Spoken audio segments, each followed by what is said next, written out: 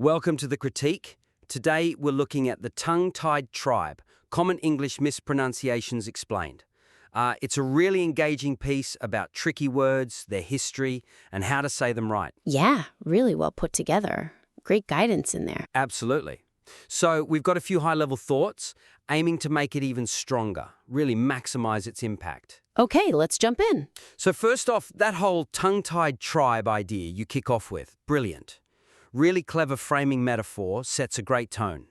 But as we got deeper into the individual words, we felt there's maybe an opportunity lost to weave that narrative through more consistently. I completely agree. It starts so strong, that concept of the tribe, the journey from anxiety to, curiosity. Right. But then it kind of drops off once you hit the specific words like espresso or niche. Yeah, exactly. The structure is super clear, don't get me wrong. Word by word, very organized. Very. But because that metaphor fades, each word feels a bit isolated. Almost like separate entries instead of steps on that journey you set up. Yes. Like taking off a list rather than deepening the experience. You lose that connective tissue, that feeling of being in the tribe throughout the whole piece. Which is a shame, because the potential for immersion is right there. It could feel much more unified. So, the weakness is that receding metaphor, losing that narrative thread. Precisely.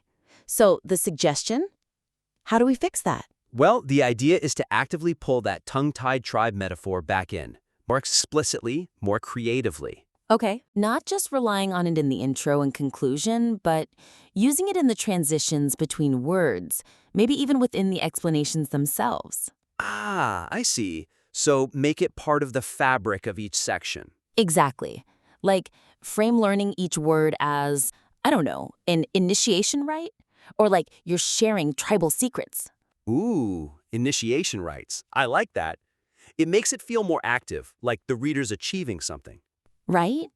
It keeps reminding them they're part of this community you've created, this group figuring things out together. So practically speaking, instead of just, number 3, mischievous, how would that sound? Well, you could introduce the next word like another linguistic challenge our tribe members often face is, or maybe, as we delve deeper into the lexicon of the tongue-tied, let's tackle. Yeah, that immediately brings you back to the group, the shared quest. It changes the feel completely. It does. And then within the word's explanation itself, take mischievous, like you said. It always trips people up with the syllables. Always. So after explaining the correct way, you could add something like, mastering mischievous is almost like learning a secret handshake within the tribe. Huh, okay. A subtle nod to those who've wrestled with it. It's a real marker of tribal wisdom. Something like that. That turns it from just a correction into, earning your stripes. It connects the specific skill back to that sense of belonging. That's really effective. Exactly. Or think about kernel. It's famously illogical, right? Spelling versus sound. Total head-scratcher. You could introduce it dramatically. Now, here's a word that truly tests your tribal initiation, a linguistic riddle passed down. Okay, building the suspense. Only the brave or the well-informed conquer kernel aloud, proving their mettle. It makes nailing the pronunciation feel like a bigger win. It definitely frames it as a challenge to overcome together. What about something more modern, like cash? Good one. You could link it to the digital age. And for our tribe members navigating the online world, cache is a common snare, often confused with cachet.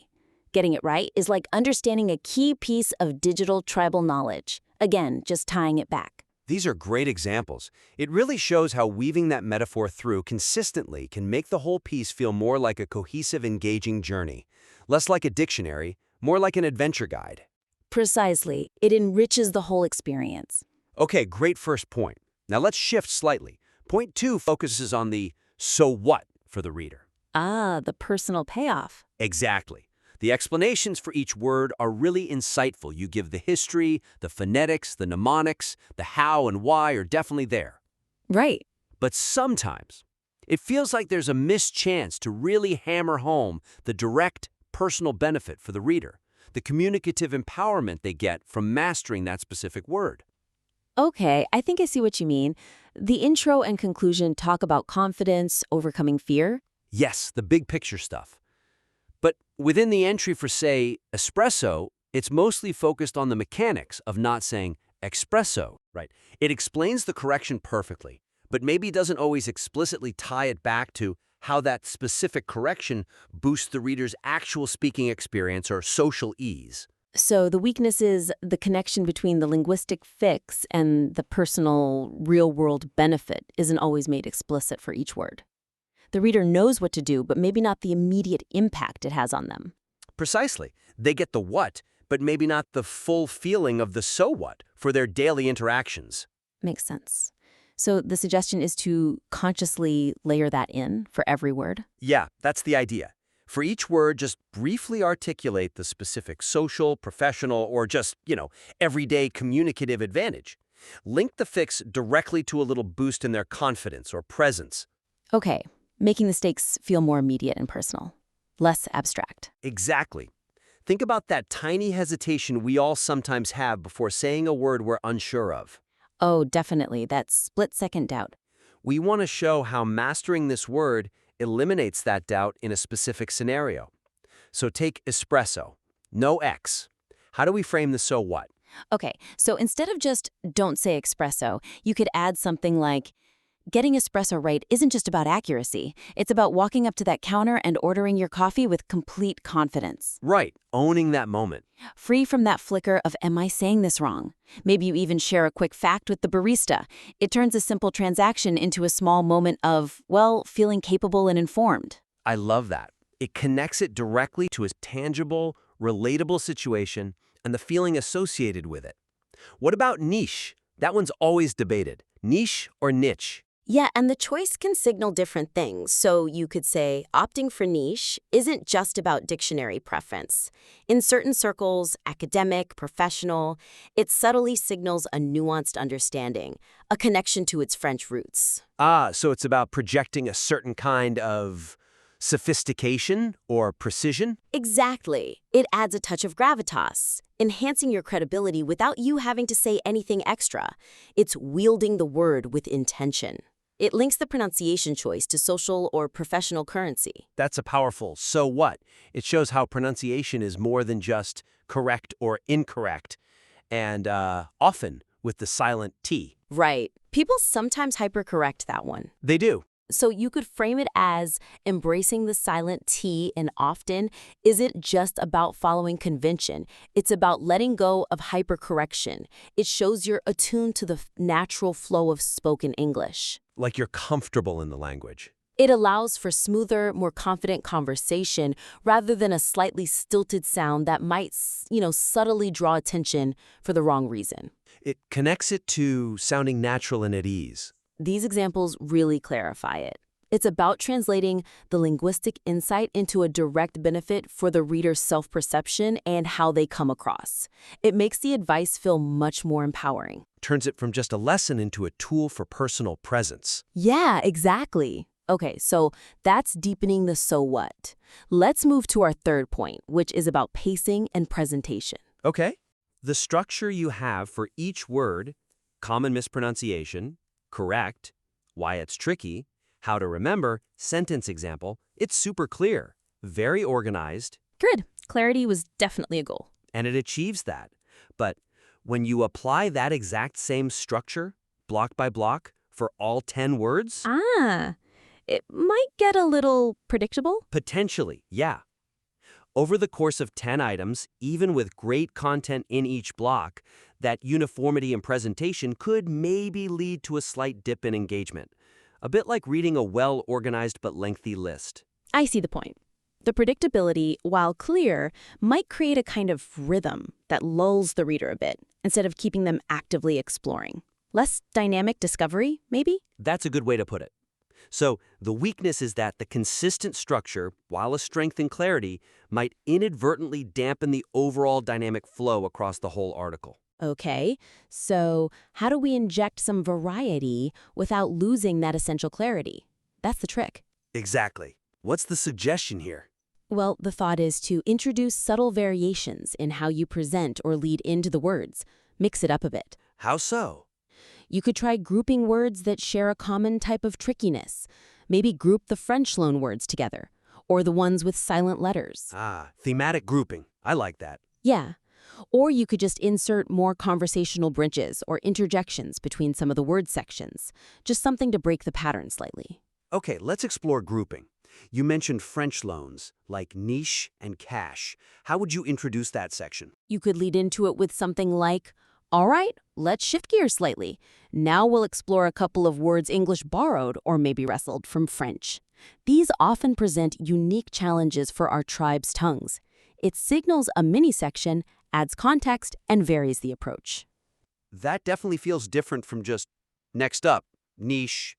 It adds a layer, a reason why these two are together. What other groups could work? Well, you've got words like Colonel and Wednesday, which are just bizarre phonetically speaking. Completely defy their spelling. Right, so you could group them as, say, the utterly illogical duo, or something catchy. Haha, okay. And introduce them like, and now, prepare yourselves for two peak examples of English's beautiful madness. Words that seem to delight in defying their own letters. First, the military marvel. It builds them up as special cases. That creates anticipation. It highlights their specific brand of difficulty. And what about the conversational interjections you mentioned? Not grouping, just breaking rhythm? Yeah, simpler than grouping. Maybe after you've gone through, say, 4 or 5 words, you could just pause the pattern and add a brief aside. Like what? Something like, okay, we've tackled a few common hurdles now, right? Notice how often history or borrowing trips us up, but our journey through the tongue-tied lexicon isn't over yet. Ah, like a little check-in. A moment to breathe and maybe notice a pattern before diving back in. Exactly. It just resets the rhythm slightly, keeps the reader actively with you rather than just passively processing the next item in the list.